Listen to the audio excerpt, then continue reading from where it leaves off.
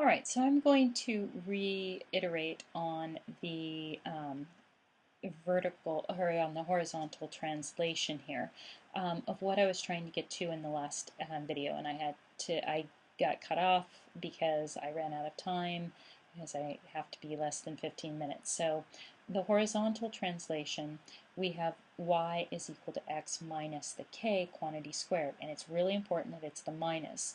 For the comparable y values, we must use an x that has k added to it. So if it's x minus, then we can add the k to the y values, and that gives us the same comparable values that we would use before. If it's x plus k, then we have to rewrite it as x minus a minus, so that we can see we're adding a negative k to the values. So for our instance here, where I'm showing y is equal to x plus 3 quantity squared, we're adding a negative 3. So when we had 2 before, we would have gotten 4. Now the x that we're getting 4 from is going to be 2 plus the negative 3. So it's going to be negative 1 is going to give us this comparable 4 value. All right, now with that explained, let's go look at an example on the next page that's going to try to explain this through a translation visually so you can kind of see this function move.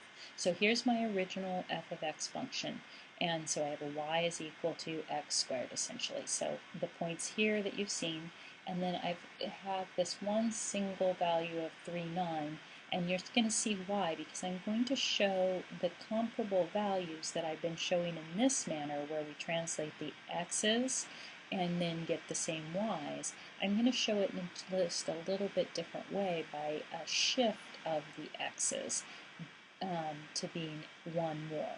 So that's the first one I'm going to deal with. So I'm going to say, okay, here's my original function, f of x is equal to x squared. And then I'm going to translate that function by adding 1 to the x values.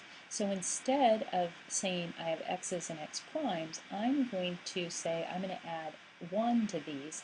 So having a negative 2 would be like what I would have for a negative 1 value. Negative 2 plus 1 is negative 1. And you see that is this 4 value. So negative 1 is the comparable for what it was with negative 2. And so you see just there's nothing in this value and everything shifted down 1. So you see 4, 1, 0, 1, 4 from these here. Now here's what this looks like when we graph it. When I go over here to graph this function, here's my original function.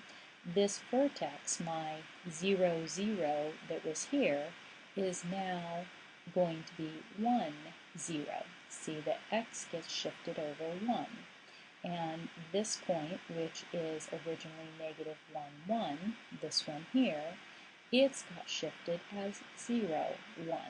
So it gets shifted 1 unit this way. So you see all these points get shifted 1 unit to the right in terms of the x value.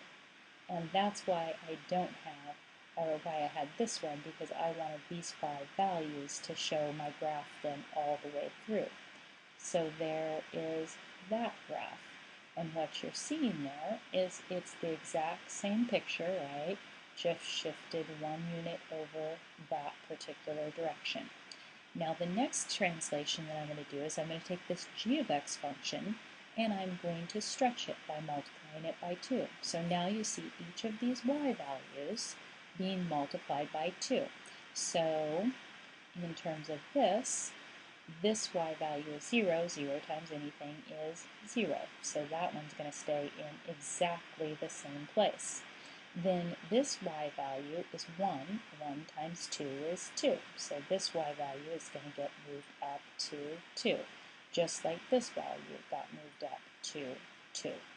Then this value is 4, and it got multiplied by 2, so it's going to get moved up all the way to 8. So it's going to get moved up to right there. And this value, which was 4, is also going to get moved up to 8. So now let's go look at it over here. So we have our negative 1 value, which is equal to 8. Negative 1 is equal to 8. We have our 0 value, which is equal to 2. And we have our 1 value, which is equal to 0. And we have our 2 value, which is equal to 2. And we have our 3 value, which is equal to 8. And so now here's my new graph. And what you notice about this is the sides are steeper than my original x squared graph. And that goes doubly for the horizontal translation as well. So now the last one I'm going to do is I'm going to do that vertical translation. So I'm going to do the vertical translation in, I think yellow will probably be nice.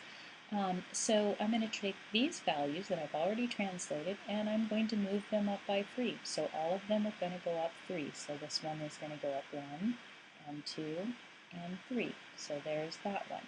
This one is going to go up 1 and 2 and 3. And so there's that one. This one, 1 and 2 and 3. So again, there we go. And then this value is going to go up 1 and 2 and 3. And likewise, this value over here goes up 3 as well.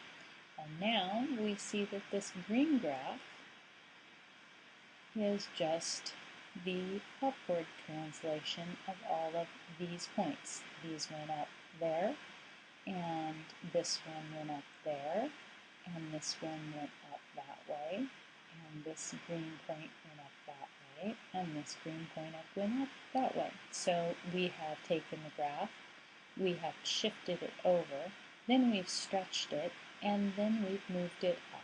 So we have just kept moving it around. And the stretching is the only one that distorted the original shape. Everything else kept the original shape, it's just moved it around in space. This one just kind of happened to yank up, the green one happened to yank up the ends of this graph. So those are our translations. So now, why don't you see if you can graph this quadratic here by thinking through the translations. So I highly recommend that you pause the video and you try to think through this on your own, and then you graph it and see what happens.